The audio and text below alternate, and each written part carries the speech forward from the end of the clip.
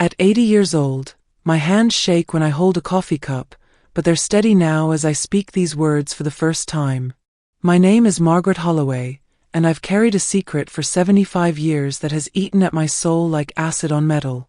I was 5 when my mother Eleanor died giving birth to what would have been my baby brother.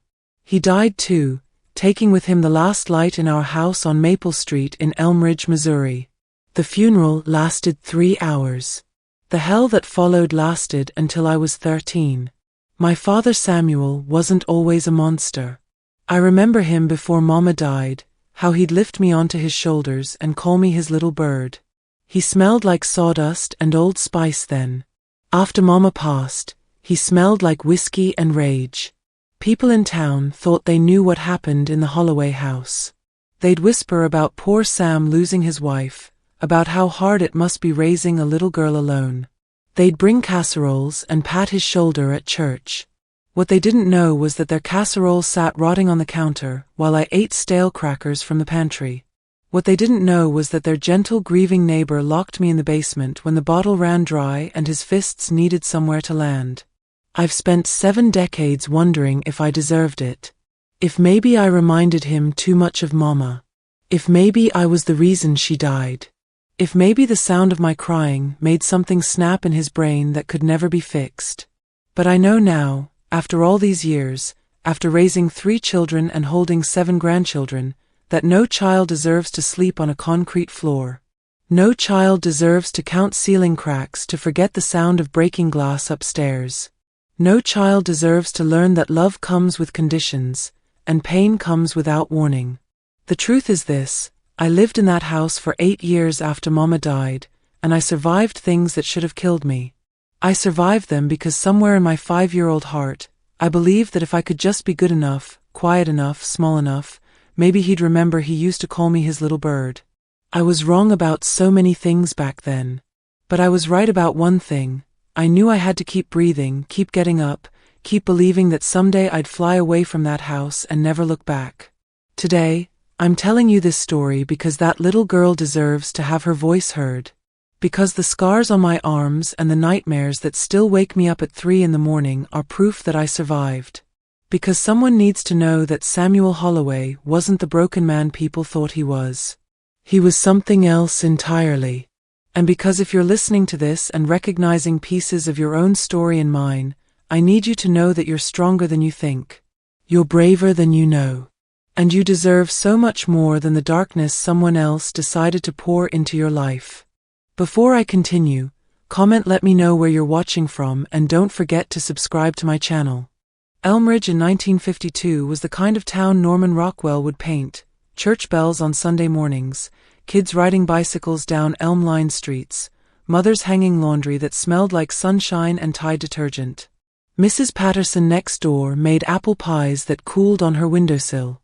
The milkman knew everyone's name. People left their front doors unlocked and their car keys in the ignition. Our house at 428 Maple Street looked just like all the others. White clapboard siding, green shutters, a porch swing where Mama used to read me stories about princesses and happy endings.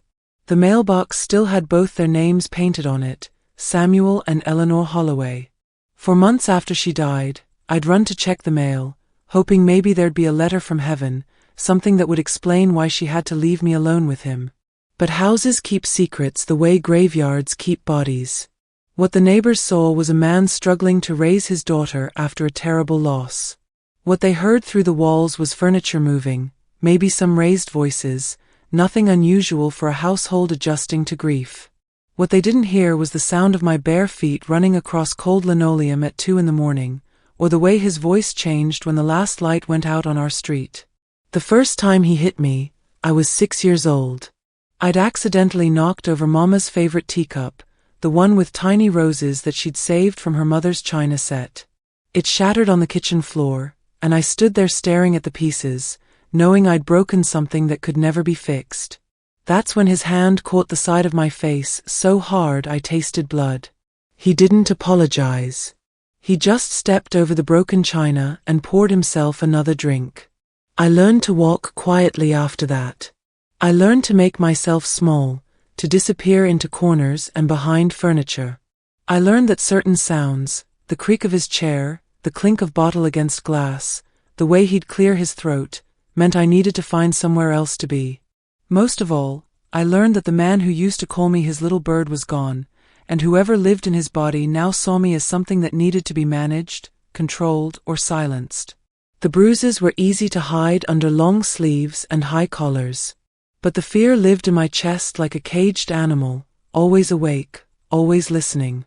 Even now, 70 years later, I still check over my shoulder when I hear footsteps behind me. My mama smelled like lavender soap and the vanilla extract she'd dab behind her ears when Daddy came home from work. She had hands that knew how to braid hair without pulling, how to check for fever with just a touch to the forehead, how to turn flour and butter into biscuits that made our kitchen feel like the center of the world. Every evening after supper, she'd take me out to the porch swing Daddy had built from oak wood. The chains would creak in rhythm as we rocked, and she'd hum Amazing Grace or How Great Thou Art, while I counted fireflies dancing in the honeysuckle. Her voice was soft and steady, the kind that could make a thunderstorm feel like a lullaby. "Tell me about the angels, Mama," I'd whisper, and she'd stroke my hair and say they were watching over us, keeping us safe while we slept. She'd point to the evening star and tell me it was God's way of saying good night to all the children in the world. I believed her completely. When you're 5 years old and your mama tells you something, it becomes as real as the ground under your feet. She taught me to say my prayers kneeling beside my bed, hands folded, eyes closed tight. Now I lay me down to sleep, I pray the Lord my soul to keep. But she'd always add her own words at the end, something about keeping me healthy and happy and surrounded by love all the days of my life. I thought that's how prayer worked. You asked for things, and God listened, and mothers made sure everything turned out all right. Sunday mornings were ours. She'd wake me up early before Daddy stirred, and we'd sit at the kitchen table sharing toast with strawberry jam while she read me stories from her Bible. Not the scary parts about floods and plagues, but the gentle ones about shepherds and lost sheep, about a man who loved children so much he blessed them just for being children. I remember the weight of her hand on my back when I was sick, how she'd sit beside my bed for hours, bringing me soup and ginger ale, reading The Secret Garden in chapters because my throat hurt too much to talk. She never acted like taking care of me was a burden. She never sighed or looked tired or wished she was somewhere else. The last good memory I have of her is the morning before she went to the hospital. She was big with the baby, moving slow and careful, but she still made me pancakes shaped like butterflies. She kissed my forehead and told me that no matter what happened, I was her precious girl, and that would never change. She made me promise to be good for Daddy, to help him if the baby came while she was away. I kept that promise long after it stopped making sense to keep it. Because that's what love looked like to me then, doing what Mama asked, being good, believing that soft hands and gentle words were coming back to me somehow, someday, if I just waited long enough. The phone rang at 3:17 in the morning. I know because I was awake, listening to the October wind rattle our windows, when Daddy stumbled down the hallway to answer it. His voice went from groggy to sharp to something I'd never heard before, hollow, like an echo in an empty room. "Eleanor's gone," he said to the wall, not to me. "The baby too." I didn't understand what gone meant. Gone to the store? Gone to visit Grandma Ruth? I asked him when Mama was coming home, and he looked at me like I'd spoken a foreign language. Then he walked to the kitchen and opened a bottle of something that made the air smell sharp and medicinal. Mrs. Patterson from next door came over that morning, her face puffy from crying. She wrapped me in a blanket and told me Mama had gone to heaven to be with Jesus, that she was watching over me now from somewhere beautiful and peaceful. But if heaven was so wonderful, why did Mrs. Patterson keep wiping her eyes? Why did Daddy drink that sharp-smelling liquid until his words slurred together? The funeral was held at Elmridge Baptist Church, where Mama used to play piano during Sunday service. People I'd never seen before filled the pews, all dressed in black, speaking in hushed voices about what a good woman Eleanor was, how tragic it all was, how they'd pray for little Margaret. The women brought enough casseroles to feed our town for a month. Tuna noodle, green bean, something called King Ranch chicken that sat in our refrigerator until it grew fuzzy with mold. I sat in the front pew between Daddy and Aunt Clara, Mama's sister who'd driven down from Kansas City. Daddy's suit smelled like mothballs and whiskey. His hands shook when he lit cigarettes, one after another, until Aunt Clara took the pack away. I kept looking at the closed casket, waiting for Mama to sit up and tell everyone this was a mistake, that she was fine, that we could go home now. But she didn't. And when they lowered her into the ground, I understood for the first time that some things can't be fixed, can't be taken back, can't be made right again no matter how hard you wish or how good you try to be. That night, after the last neighbor had gone home and the kitchen counters were covered with covered dishes we'd never eat, Daddy sat in his chair staring at Mama's photograph on the mantel. It was their wedding picture, her in white lace, him in his army uniform, both of them young and smiling like they knew secrets the rest of the world hadn't figured out yet. I was playing quietly on the floor with my cloth doll when I heard the crash. Glass exploded across the hardwood, and Mama's smiling face disappeared under jagged pieces of silver frame. Daddy stood there breathing hard, his fist bleeding, looking at what he'd done like he couldn't remember doing it. I opened my mouth to ask if he was hurt, if he needed a bandage, but no words came out. Something in his eyes, wild and desperate and angry at things I couldn't see, made my voice disappear. I picked up my doll and backed away toward the stairs, and I don't think I said another word for 3 months. The man who used to lift me onto his shoulders and call me his little bird was gone. The man who remained lived in the same house, wore the same clothes, answered to the same name.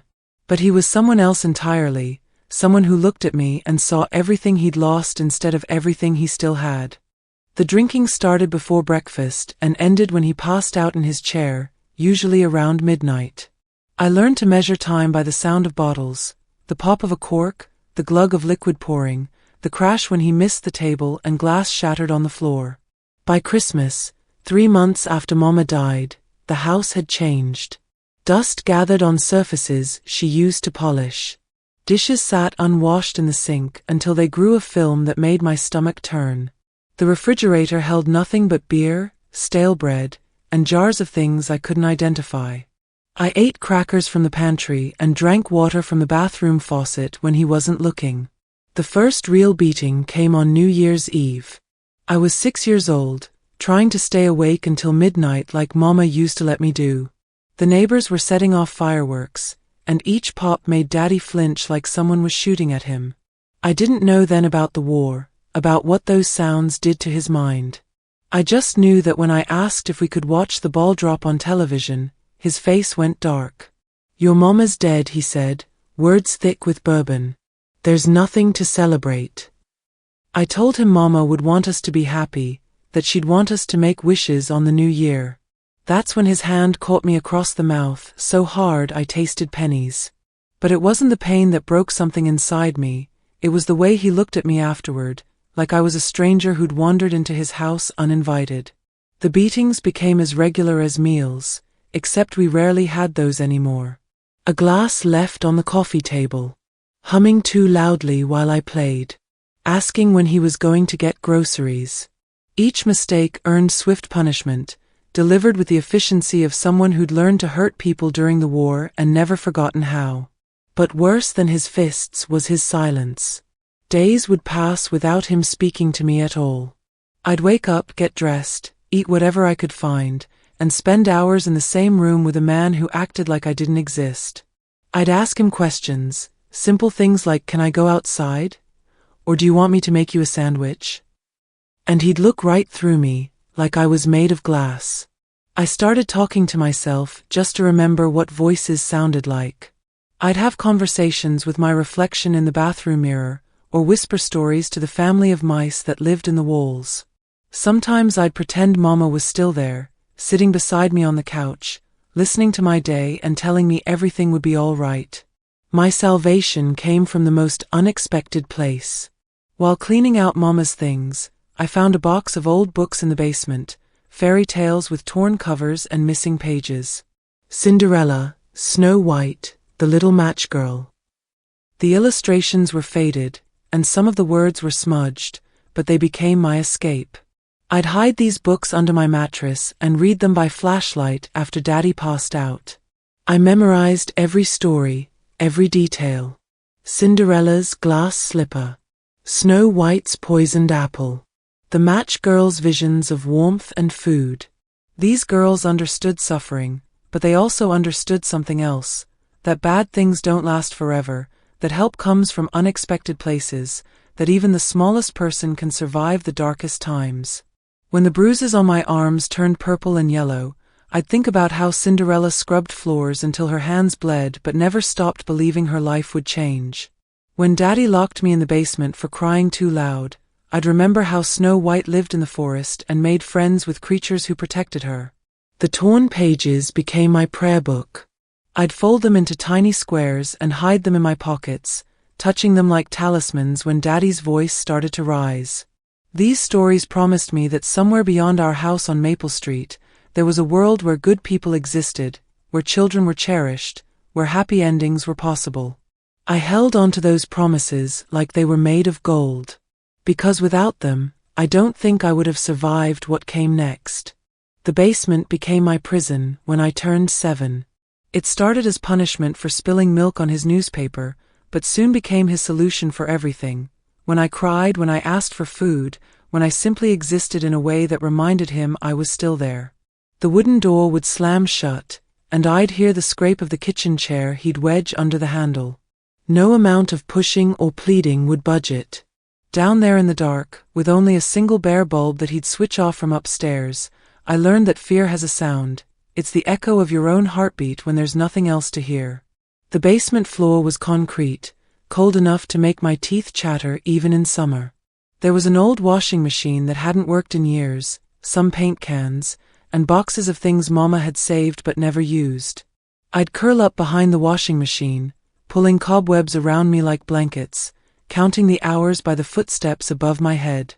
Sometimes I'd be down there for an afternoon. Sometimes overnight.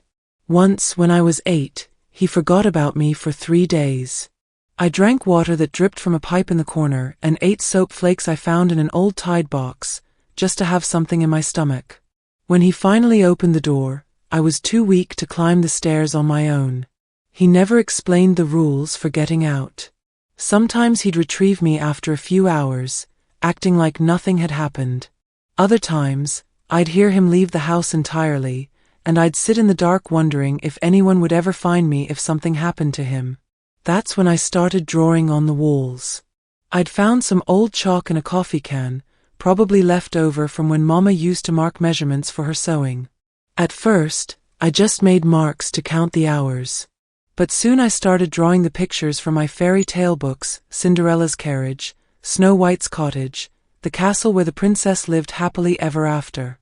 The chalk was almost gone by the time I turned 9, but I'd covered 3 walls with my stories. Stick figures in long dresses danced across the concrete. Crooked houses with smoke curling from their chimneys. A little girl with pigtails holding hands with a woman who might have been her mother. I drew the world I remembered, the world I hoped still existed somewhere beyond our house. My body started giving up that winter. Food became something I thought about but rarely tasted. He'd leave a sandwich on the kitchen counter sometimes, but I'd grown so small that my stomach couldn't hold much.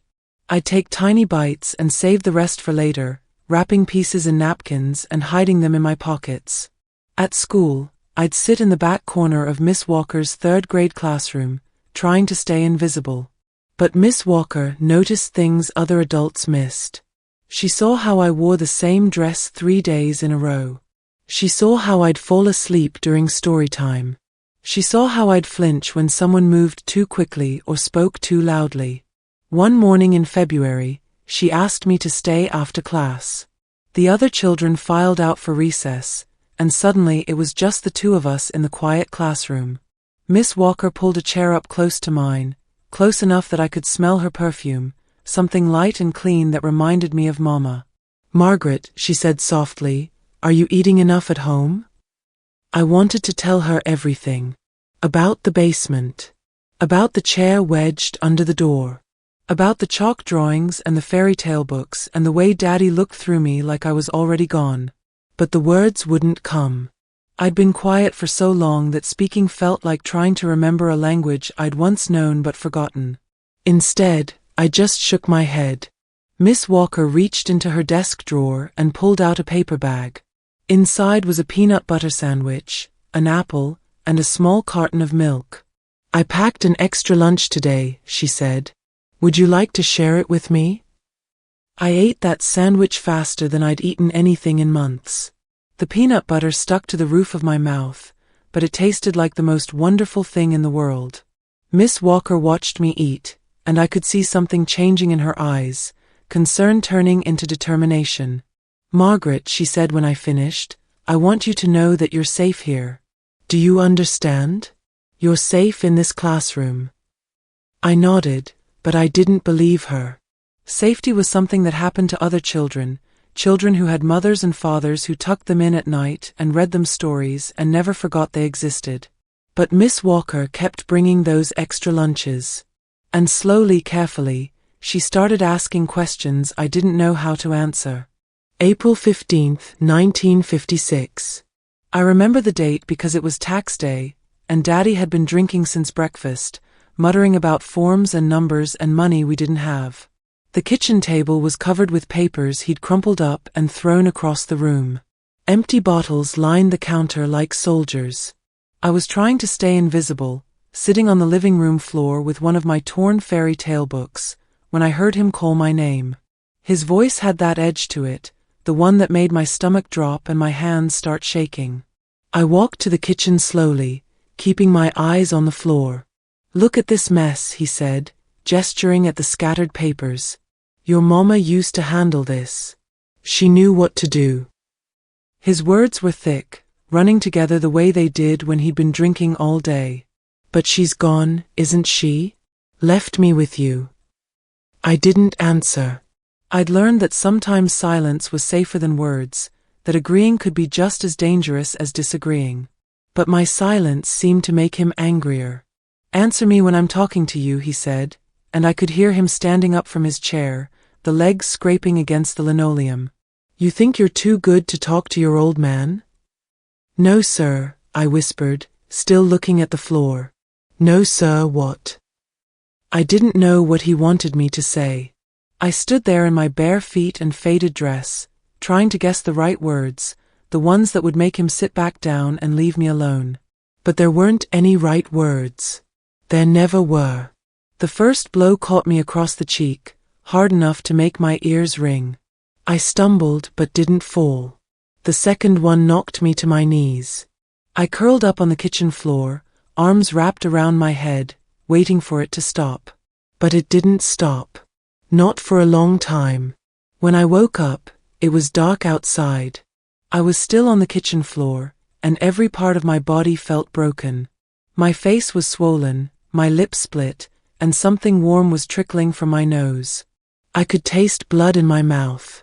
My left arm hung at an odd angle, and when I tried to move it, pain shot through me like lightning. The house was silent. I called out for Daddy, but my voice came out as a whisper. I tried to stand, but my legs wouldn't hold me. I crawled to the living room, looking for him, but his chair was empty. The front door was open, and his truck was gone. I lay there on the carpet for hours, drifting in and out of consciousness. When morning came, gray light filtering through the windows, I knew I had to get help. Not because I thought I deserved it, but because something inside me, some stubborn spark that even 3 years of hell couldn't extinguish, refused to die on that living room floor. The rain started as I crawled to the door. It was the cold, steady kind that soaks through everything, turning the world gray and miserable. I made it to the porch before I had to rest, breathing hard, my broken arm cradled against my chest. Elmridge Elementary was 6 blocks away. I'd walked there every morning for 3 years, but never like this. Never barefoot in the rain, never with blood on my dress, never with my body screaming in pain with every step. I don't remember most of the walk. I remember falling twice, once in Mrs. Henderson's flower bed, once in the street where the pavement was slick with rain and fallen leaves. I remember a car slowing down, the driver's window rolling down, but I was too scared to stop. What if it was someone who would take me back to Daddy? What if they asked questions I couldn't answer? By the time I reached the school, my feet were bleeding and my dress was soaked through. The building looked different through the rain, bigger, more imposing. I climbed the front steps one at a time, using the railing to pull myself up. Miss Walker was in her classroom, writing tomorrow's lesson on the blackboard. She looked up when I appeared in the doorway, and I watched her face change from surprise to horror to something fierce and protective. "Dear God," she whispered, dropping her chalk. "Margaret, what happened to you?" I tried to tell her I was fine, that I'd just fallen down some stairs, but the words came out wrong.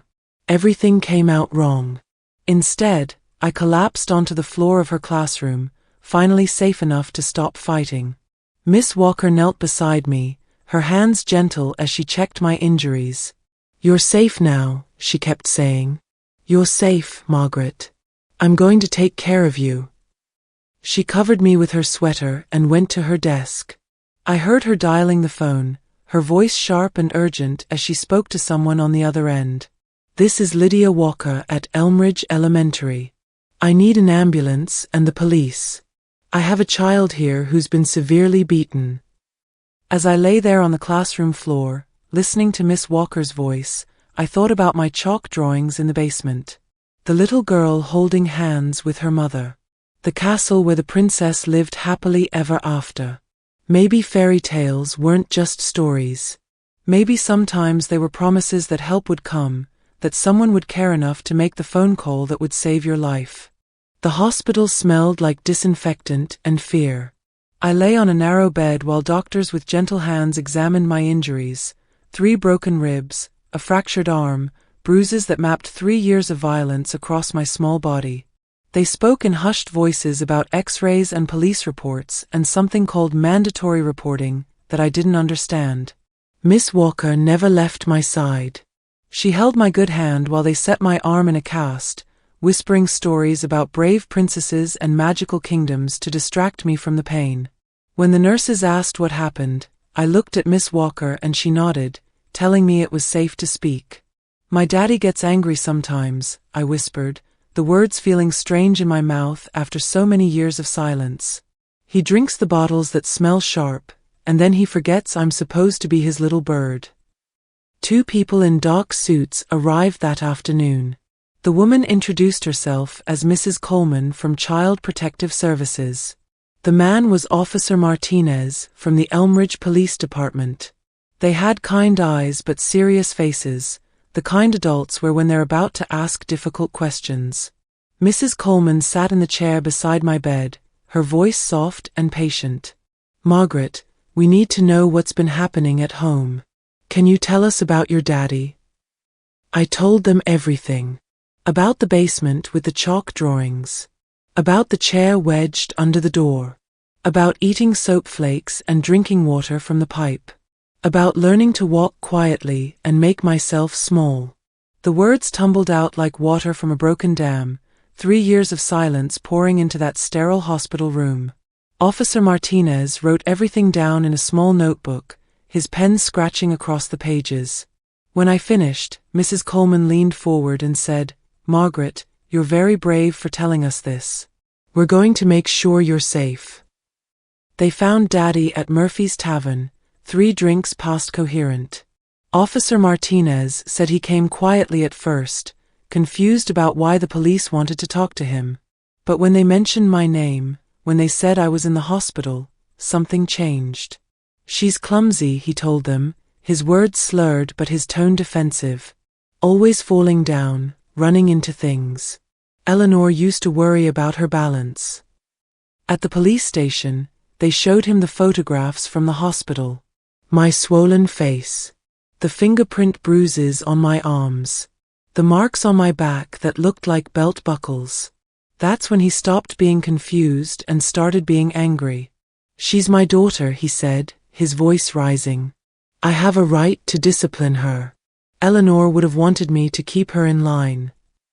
But Mrs. Coleman had been doing this work for 15 years, and she'd heard those words before. "Mr. Holloway," she said, "discipline doesn't put a child in the hospital. This is abuse." The court hearing was scheduled for the following week. I sat in a small room with Mrs. Coleman, wearing a donated dress that actually fit, my arm still in its white cast. Through the window, I could see Daddy in the hallway with a lawyer, his face red and his hands gesturing wildly. "He looks different," I whispered to Mrs. Coleman. "Clean-shaven, sober, wearing a suit I'd never seen before." "People can look different when they want something," she said gently. "But what matters is what the judge decides is best for you." The courtroom was smaller than I'd expected, filled with people I recognized from town. Mr. Patterson from the hardware store, Mrs. Murphy from the diner, even Reverend Hayes from the Baptist church. They all looked uncomfortable, like they'd rather be anywhere else. Daddy's lawyer argued that he was a grieving widower doing his best to raise a difficult child, that his drinking was a temporary response to loss, that with counseling and support, he could provide a stable home. Then Miss Bell took the stand. Edna Bell was our next-door neighbor, a woman in her 60s who tended her garden and kept to herself. I'd seen her watching from her kitchen window sometimes, her face worried but distant. I never thought she cared about what happened to me. "Mrs. Bell," the prosecutor said, "you live next door to the Holloway residence. Have you observed anything concerning about Mr. Holloway's treatment of his daughter?" Miss Bell's hands shook as she adjusted her glasses. "I've heard things," she said quietly. "Through the walls. The child screaming. Glass breaking. Sometimes she'd be outside at strange hours, just sitting on the porch steps in her nightgown." "Did you ever intervene?" Miss Bell's voice got smaller. "I should have. I knew she needed saving. But the whole town was afraid of Sam. After he came back from the war, he wasn't the same. People crossed the street to avoid him when he'd been drinking. We all saw the signs, but nobody wanted to get involved." "What changed your mind about testifying today?" Miss Bell looked directly at me for the first time. "I saw that little girl drag herself to school in the rain, more dead than alive. I realized my silence made me part of what happened to her. I can't take back 3 years of looking the other way, but I can tell the truth now." The judge, a stern woman named Miriam Blakely, listened to all the testimony without expression. When it was over, she looked at Daddy and said, "Mr. Holloway, you have failed in your most basic duty as a parent. The evidence shows a pattern of severe abuse that endangered this child's life. I'm terminating your parental rights and placing Margaret in the custody of the state." Daddy's face went white, then red, then something beyond anger. "She's mine," he said, standing up so fast his chair fell over. "She's all I have left of Eleanor." "Mr. Holloway," Judge Blakely said, her voice cutting through his protests, "you lost the right to claim this child the first time you raised your hand to her. She deserves better than what you've given her." As they led him out of the courtroom, Daddy looked at me one last time.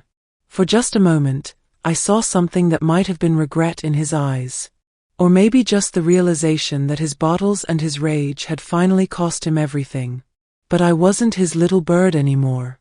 I was something else entirely, a girl who had survived, who had spoken up, who had people fighting for her future. For the first time in 3 years, I felt something that might have been hope. The foster home was a 2-story house on Willow Street, painted yellow with white trim and a garden that looked like someone actually cared about it. Mrs. Coleman walked me up the front steps, carrying a paper bag with my few belongings, the fairy tale books, some donated clothes, and a small stuffed rabbit that had belonged to Mama. Sarah Dunlap answered the door before we knocked. She was maybe 50, with gray-streaked hair pulled back in a practical bun and hands that looked like they knew honest work. When she saw me, her face softened in a way that made something tight in my chest begin to loosen. "You must be Margaret," she said, her voice warm without being overly sweet. "I'm Sarah. Welcome home." Home. The word felt foreign, like a language I'd forgotten how to speak. Sarah's house was clean but lived in. 3 other girls lived there. Beth was 14 and quiet, Lucy was 11 and chatty, and Emma was 7 like me, with dark hair and eyes that seemed to hold secrets. "They've all had hard times," Sarah said as she showed me to my room. But they're healing. Just like you will. My room was small but perfect. A single bed with a handmade quilt. A dresser with a mirror. A window facing the garden. On the nightstand was a lamp with a pink shade and a book of poetry. "This is yours," Sarah said. "Everything in this room belongs to you. No one will take it away, no one will break it, no one will use it to hurt you." Dinner was the strangest thing. 5 people sitting around a table, passing dishes, talking about their day. When Sarah turned to me and asked how my first day was, I froze. "It's okay to be quiet," she said gently. "You don't have to perform for us. Just be yourself." But I wasn't sure who that was anymore. That night, Sarah tucked me into bed and read from the poetry book. "Even in the darkest winter," she read, "something inside knows that spring is coming." I fell asleep to words about hope and renewal, sleeping through the night without nightmares for the first time in 3 years. Over the next few weeks, Sarah worked magic I didn't know was possible. She didn't just give me food and shelter, she gave me back pieces of myself I thought were lost forever. When I woke up screaming from nightmares, she'd sit with me until I fell back asleep. When I flinched at loud noises, she'd speak more softly. "Healing isn't a race," she told me one afternoon as we picked tomatoes together. "It's a garden. You plant seeds, you water them, you wait. Some days nothing seems to happen. But underneath, roots are growing stronger." 3 months after I arrived, I spoke my first full sentence at dinner. Lucy was telling a story about a boy who'd put a frog in the teacher's desk, and without thinking, I said, "That's the funniest thing I've ever heard." The table went quiet. Everyone looked at me like I was a real person who had just said something worth hearing. Sarah smiled. "It's nice to hear your voice, Margaret. You have important things to say." That night, as she tucked me into bed, I found the courage to tell her something I'd been thinking for weeks. "Sarah," I said, "I want to be called Maggie." "Maggie? Not Margaret." "Margaret was the girl who lived in the basement," I said. "Maggie is who I want to be now." Sarah smoothed my hair back from my forehead. "Then Maggie it is. It's a strong name for a strong girl." As I drifted off to sleep, I thought about names and new beginnings and the way Sarah had looked at me when I asked to be called something different. Like it was the most natural thing in the world for a person to decide who they wanted to become. Sarah didn't just give me food. She gave me back my name, my voice, my belief that I was worth saving. She showed me that love wasn't something you had to earn through perfection, it was something you deserved simply by being alive. By the time I turned 16, I'd been living with Sarah for 7 years. The nightmares came less frequently, but the stories were still there, trapped inside me like birds in a cage. Sarah noticed how I'd write in the margins of my school books, how I'd scribble fragments of memory on napkins during dinner. "There's a writing group at the library," she mentioned one evening. "Mrs. Patterson runs it on Thursday nights. People who want to share their stories." The Elmridge Public Library felt different at night. 8 people sat in a circle: Mrs. Patterson, a retired English teacher, Mr. Hendricks, who wrote Western novels, housewives who penned romance stories, a college student working on poetry, and 3 teenagers from high school.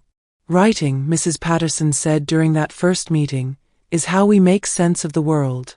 It's how we take the chaos of experience and shape it into something that can be understood." I sat in the back corner, notebook clutched in my lap, writing furiously while others read aloud. I wrote about the basement, about the chalk drawings, about the sound of bottles breaking upstairs. I wrote about Miss Walker's extra lunches and Sarah's garden, and the first night I slept without fear. "You're always writing but you never share," said Jenny, one of the high school girls. "Are you working on something secret?" "I don't know if it's good enough," I whispered. Mrs. Patterson overheard. "The stories that matter most are often the hardest to tell. They're the ones that make us vulnerable, but they're also the ones that help other people feel less alone." It took me 3 months to work up the courage to read something aloud. I'd written a short piece about learning to trust again, about a girl who'd forgotten how to speak and the woman who taught her that words could be powerful instead of dangerous. My voice shook so badly I could barely get the words out. When I finished, the room was quiet. Mrs. Patterson wiped her eyes. "Thank you for trusting us with that story, Maggie. That was beautiful and brave." I graduated from Elmridge High School in May 1965, third in my class. Sarah sat in the front row, tears streaming down her face when they called my name. But before I left for college, I had one more story to write. I called it The Girl in the Basement, and it was everything I'd been building toward. 23 pages of truth about a 5-year-old who lost her mother and the father who forgot she was human. About chalk drawings on concrete walls and fairy tale books with torn pages. About a teacher who noticed and a foster mother who gave back what had been stolen. I gave it to Mrs. Patterson privately, my hands shaking as I handed over the manila envelope. She read it that night and called me the next morning. "Maggie," she said, her voice thick with emotion, "this is the most important thing I've ever read from our group. This isn't just your story. It's a story for anyone who's ever survived something that should have broken them." Mrs. Patterson knew someone at the county newspaper.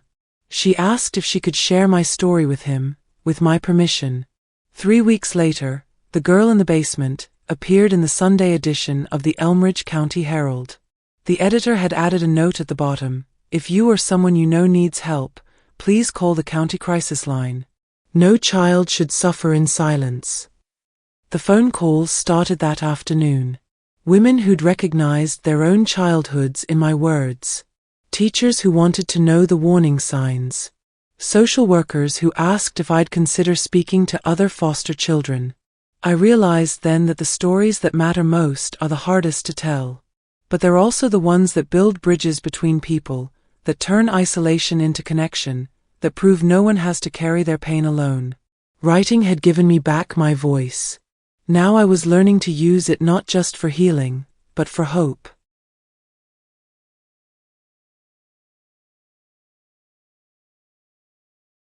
I was 30 years old when the phone call came. I'd been married to Robert for 5 years by then, living in a small house in Springfield with our 2 young children. I was folding laundry in the kitchen when the phone rang, and something about the sound made my hands still on the towel I was holding. The voice on the other end was unfamiliar, formal. A nurse from Elmridge General Hospital. Samuel Holloway had died 3 days earlier. Liver failure. They'd found my name in his wallet, written on a piece of paper that had been there so long the ink had faded. "Ma'am, are you his next of kin?" the nurse asked. I stood there holding the phone, watching my 3-year-old daughter Emma play with blocks on the kitchen floor. She had my mother's eyes, the same gentle brown that I remembered from those nights on the porch swing. "Yes," I said finally. "I'm his daughter." The arrangements were simple. No service. No flowers. Just a pine box and a plot in the Elmridge Cemetery, next to the section where they buried people who had no one to mourn them. The drive to Elmridge took 2 hours. I went alone, leaving Robert with the children and a promise to be back before dinner. The town looked smaller than I remembered, like someone had pressed it flat between the pages of a book. The cemetery was on the outskirts of town, where the land rolled into gentle hills covered with oak trees. I parked near the entrance and walked the rows until I found the fresh grave. The headstone was simple granite, just his name and dates. Samuel Holloway, 1919 to 1973. No loving husband, no devoted father. Just the facts of his existence, carved in stone. I stood there looking at the mound of earth, and for the first time in 25 years, I felt nothing. No anger. No sadness. No relief. Just an empty space where all that hurt used to live. "You died alone," I said to the headstone. "Just like you made me feel for all those years." I reached into my purse and pulled out a photograph. It was the picture from Mama's funeral, the one where I was standing between him and Aunt Clara, wearing that black dress that was too big for me. My face was pale and hollow, my eyes empty. I looked like a ghost child, already halfway gone. "This is what you did to me," I said, holding the picture toward the headstone. I tore the photograph in half, right down the middle. His half went into the trash can by the cemetery gate. My half went back into my purse. I was keeping the evidence of what I'd survived, but I was done carrying his image with me. I walked back to the grave and knelt down on the grass. The earth was soft, still settling. I pressed my palm against it and felt the dampness seep through my skin. "I have children now," I said quietly. "A daughter and a son. And when they wake up from nightmares, I hold them. When they spill their milk, I clean it up and pour them more. When they ask me questions, I answer them with words that build them up instead of tearing them down." I thought about Emma's laugh, bright and fearless. About my son Michael, who was just learning to walk and fell down constantly but always got back up. About the way they reached for me when they were scared, trusting completely that I would keep them safe. "I broke the cycle," I said. "The thing you couldn't do, the thing that might have saved us both. I chose to be different. I chose to be better." The sun was getting low, casting long shadows across the cemetery. I stood up and brushed the dirt from my knees. There was one more thing I needed to say, the words I'd been carrying for 25 years. "I forgive you," I said. "Not because you deserve it, but because I deserve to be free." The forgiveness felt strange in my mouth, like speaking a foreign language. But as I said it, I felt something shift inside me. The weight I'd been carrying, the anger that had lived in my chest like a caged bird, began to lift. "You lost," I whispered. "You tried to break me, but I'm still here. I'm still speaking. I'm still believing in love and fairy tales and happy endings. You lost and I won." I walked back to my car without looking back. When I pulled into my driveway, I could see Robert through the window, giving the children their bath. Emma was splashing and giggling. Michael was trying to catch bubbles in his hands. I sat in the car for a moment, watching my family through the golden light of our kitchen window. This was what I'd been fighting for all those years ago when I crawled to Miss Walker's classroom. This was what the fairy tale books had promised me. I walked up the front steps and opened the door. Emma ran to me, soaking wet and wrapped in a towel, her arms reaching up for a hug. I lifted her and held her close, breathing in the scent of her hair, feeling the solid warmth of her body against mine. "Mama," she said, "Daddy read us 3 stories, but we saved the best one for you." This was my family, my home, my happy ending. I'd fought for it, survived for it, and now I was living it. 40 years later, I'm sitting in my living room with my granddaughter Sophie, who's 7 years old and has the same curious eyes that used to get me in trouble with Daddy. She's curled up next to me on the couch, her small fingers tracing the taped seams of an old book. "Grandma Maggie, why are all the pages torn?" she asks, opening to a story about Cinderella that's held together with yellowed tape. I smooth her hair back from her forehead, the same way Sarah used to do for me. "This book lived through some hard times, sweetheart. But see how the pictures are still there? The words still tell the story." Sophie nods, turning the fragile pages carefully. "It's like it got hurt, but it didn't die." Exactly like that. 3 times a week, I volunteer at the county children's shelter. It's a clean place with bright walls and social workers who genuinely care, nothing like the cold institutions I remember from my childhood. But the children who come through those doors carry the same hollow look I used to see in my mirror. Last Tuesday, I met with Amanda, a 10-year-old who hasn't spoken since they removed her from her home. She sits in the corner during group sessions, arms wrapped around her knees, flinching when anyone moves too quickly. The counselors say she's been through things that would break most adults. I don't push her to talk. Instead, I sit nearby and read aloud from picture books, the same way Miss Walker used to read to our class. Sometimes I catch Amanda listening, her head tilted slightly toward my voice. Progress isn't always loud. Sometimes it's just a child who stops covering her ears when someone speaks kindly. "What happened to the little girl in your stories?" Sophie asks, interrupting my thoughts. I look down at my granddaughter, at her clean clothes and bright smile, at the way she asks questions without fear. She grew up. She had children of her own. She learned that the best way to heal old wounds is to make sure other people don't get hurt the same way. Is that why you go to the sad kids' place? It's not a sad place, honey. It's a place where children go to get better. Like a hospital, but for feelings. Sophie considers this, then carefully closes the fairy tale book.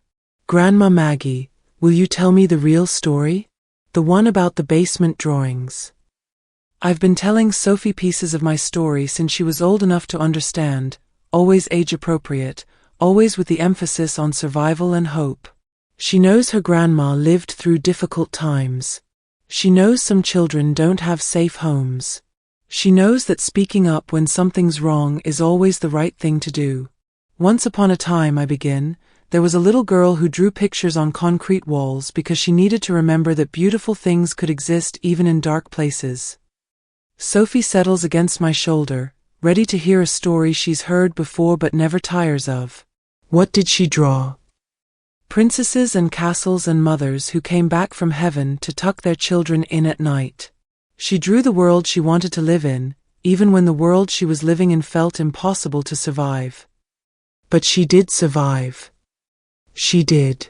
And you know what the most important part is? She learned that her story, all the scary parts and all the beautiful parts, could help other children who were living in their own dark places. Sophie looks up at me seriously. Will you help sad kids forever? I think about Amanda, about the way she almost smiled yesterday when I brought her a new coloring book.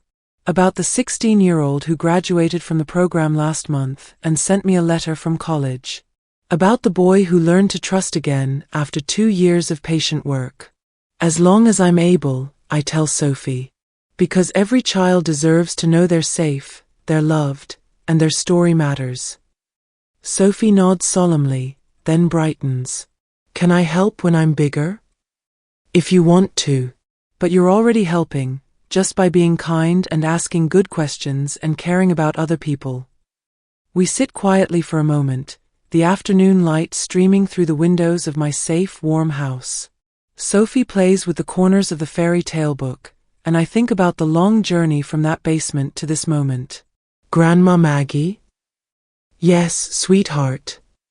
I'm glad the little girl in the story didn't give up. I kiss the top of her head, breathing in the scent of her shampoo and innocence. Me too, Sophie. Me too. Tonight, as I turn off the lights in this house filled with laughter and grandchildren's drawings on the refrigerator, I want you to know something.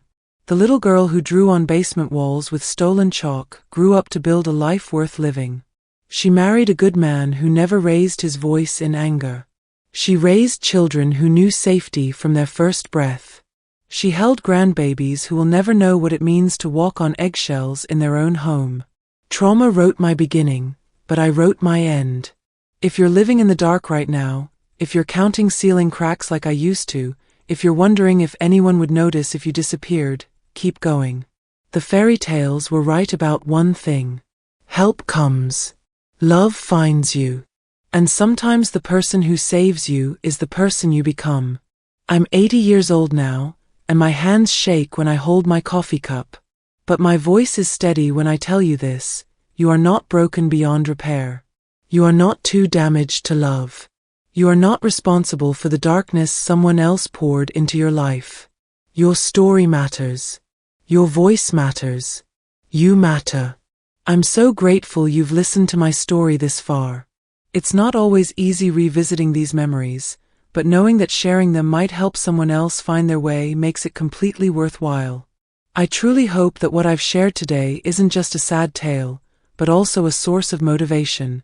It's a reminder that no matter how difficult life becomes, there's always light at the end of the road. Always remember that strength lies within you, and hope is a flame that should never be put out.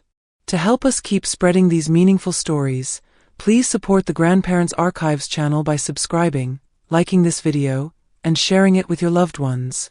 I want to sincerely thank the founder of Grandparents Archives for giving me this opportunity to share my experience. Stay tuned for more touching stories on Grandparents' Archives, and thank you all. I'll see you again.